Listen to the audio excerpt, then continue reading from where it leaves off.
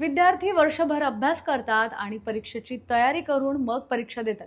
मात्र काही विद्यार्थी असे असतात ज्यांच्याकडून परीक्षेची तयारी होत नाही आणि मग ते गैरमार्गाने पेपर देण्याचा प्रयत्न करतात।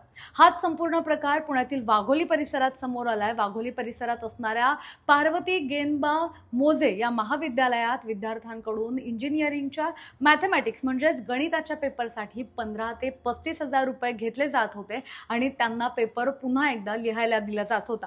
या संपूर्ण प्रकरणाबद्दल पुण्याच्या गुन्हे शाखेकडे माहिती मिळाली होती आणि याच माहितीच्या आधारावर परवा रात्री 2च्या सुमारास वाघोलीतल्या या महाविद्यालयात पोलिसांनी छापा टाकलाय। यामध्ये विद्यार्थ्यांकडून मॅथमॅटिक्सचे पेपर पुन्हा लिहून घेतले जात होते आणि ते पेपर विद्यापीठाकडे पाठवले जाणार होते। मात्र हा संपूर्ण गैरप्रकार होण्याआधीच पोलिसांनी तिथे छापा टाकलाय आणि हा गैरप्रकार होण्यापासून रोखला गेलाय। नेमकी काय याबाबतची अधिकची माहिती आहे जाणून घेऊयात पुणे गुन्हे शाखेचे उपायुक्त निखिल पिंगळे यांच्याकडून। इंजिनिअरिंगच्या अभ्यासक्रमामध्ये सर्वात कठीण समजला जाणारा मॅथमॅटिक्सचा जो पेपर असतो, मॅथमॅटिक्स 1, 2 आणि 3, त्यातला जो मॅथमॅटिक्सचा कालचा पेपर होता, तर या पेपरच्या बाबत हा प्रकार घडल्याचं निदर्शनास आलेलं आहे।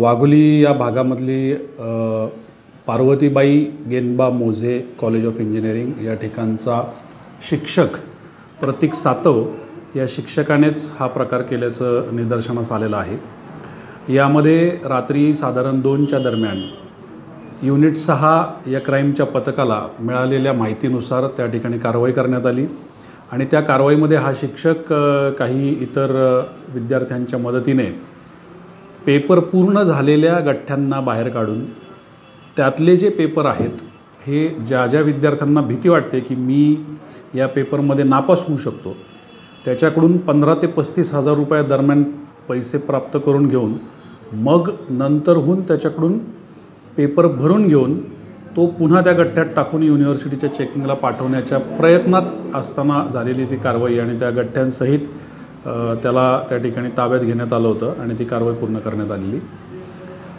सदर प्रकाराचा गुन्हा हा वाघोली पोलीस स्टेशन या ठिकाणी दाखल आहे आणि त्यात पुढील तपास चालू आहे। 4 जण यामध्ये मुख्य आरोपी, मुख्य सूत्रधार प्रतीक सातव तसेच इतर 3 जण यामध्ये आरोपी आहेत। सर, किती जण किती रुपये पेपरसाठी घेत होते असं काही समजलं? प्राथमिक माहिती जी प्राप्त होती आहे त्याच्याप्रमाणे 15,000 ते 35,000 रुपये त्याच्या कुवतेप्रमाणे देऊन त्यांच्याकडून अशा पद्धतीने हा पेपर पास करून घेण्याचा गोरखधंदा चालू होता।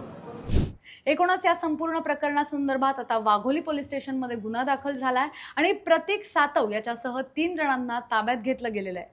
या संदर्भातला अधिक तपास वाघोली पोलीस करतात। पुण्याहून मोना यनपुरे, सिविक मिरर।